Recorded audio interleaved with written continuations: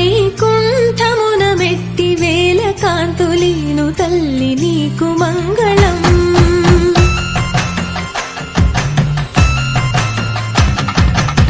పద్మపీఠమందు నిలిచి భక్త కోటికి అభయమిచ్చి భాగ్యమెంతో కూర్చు